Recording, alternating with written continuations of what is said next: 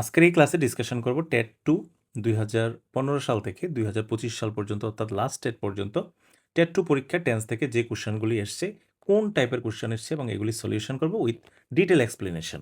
ঠিক আছে, তো যারা আমি অলরেডি পেপার ওয়ানের ভিডিও আপলোড করে দিয়েছি। পেপার ওয়ানের অলরেডি যে কোশ্চেন্সগুলি লাস্ট 9 বছরে 9টা টেট পরীক্ষা এসছে পরীক্ষায় সবগুলি ডিসকাশন আমি করে দিয়েছি এর ঠিক আগের ভিডিওতে, আগের ক্লাসে।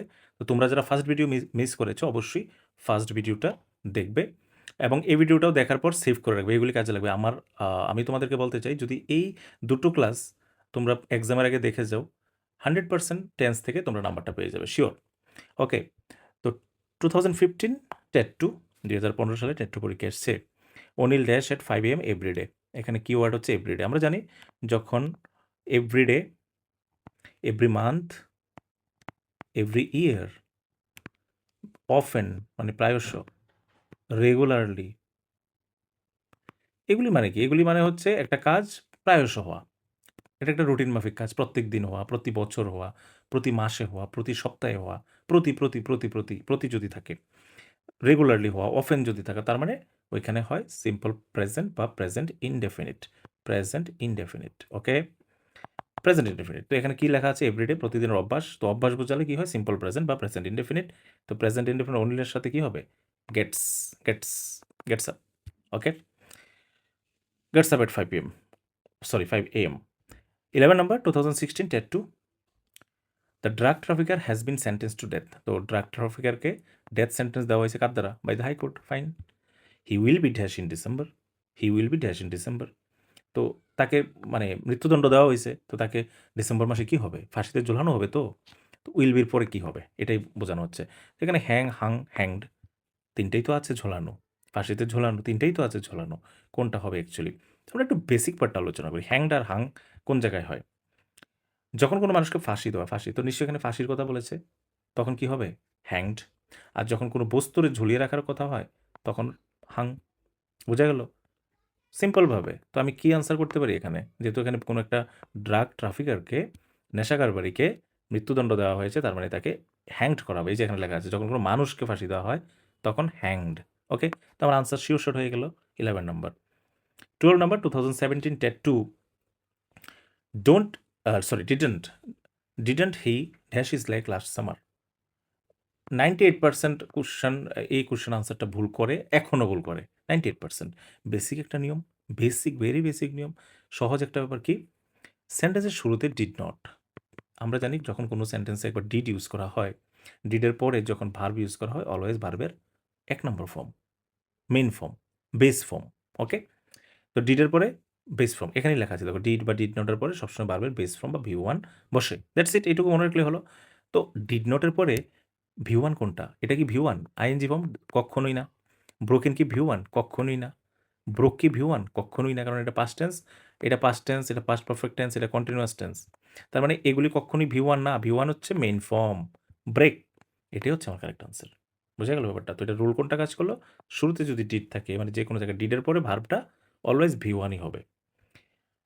13,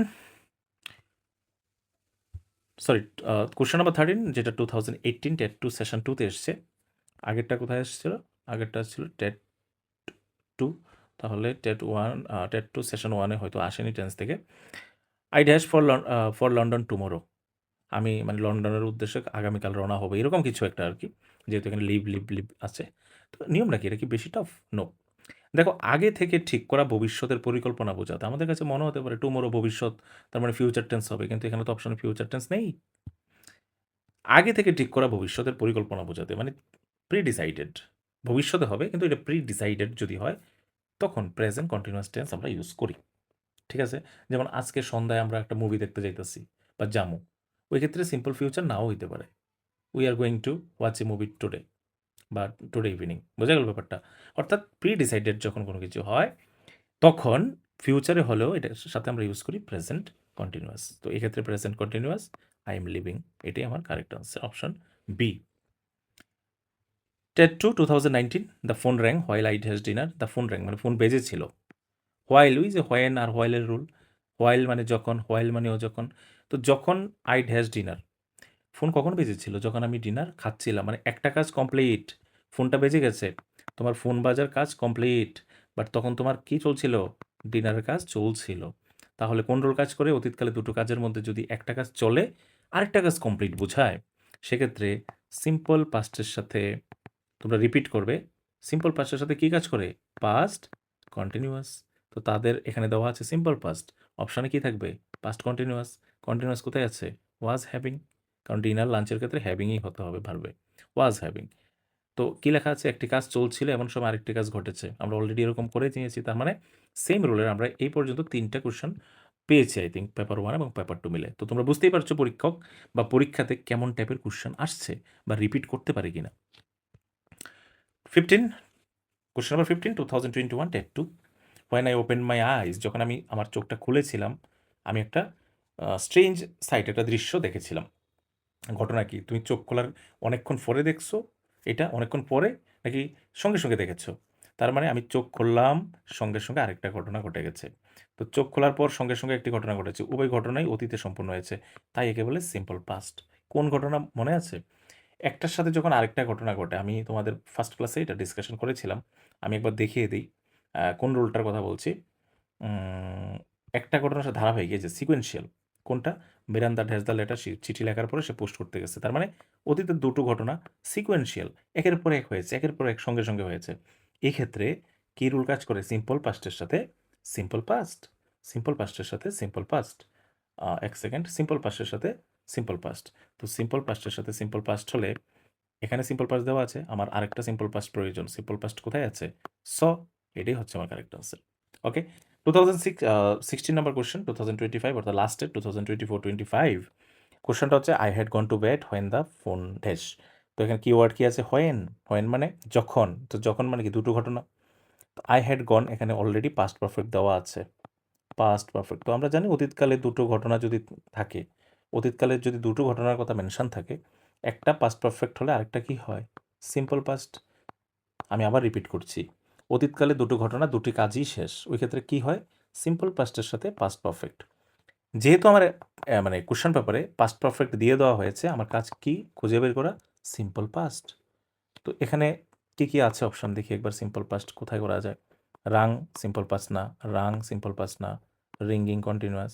সিম্পল পাস্ট এখানে অপশান নেই। অ্যাকচুয়ালি অপশান হওয়ার কথা ছিল র্যাং, রাইট? র্যাং তো নেই অপশানে। তার মানে option D is the correct answer. কী লেখা আছে এখানে? অতীতকালে দুটো কাজ যখন একটার পর একটা ঘটে, তখন প্রথম যেটা ঘটে সেটা হয় পাস্ট পারফেক্ট, পরে যেটা ঘটে এটা হয় সিম্পল পাস্ট। এটা কি আমরা নতুন জেনেছি এখন? নো, অলরেডি 3 বার, এই সহ 4 বার। অর্থাৎ এই রোলটা পরীক্ষাতে 3 থেকে 4 বার এসে গেছে পেপার 1 এবং 2 মিলিয়ে।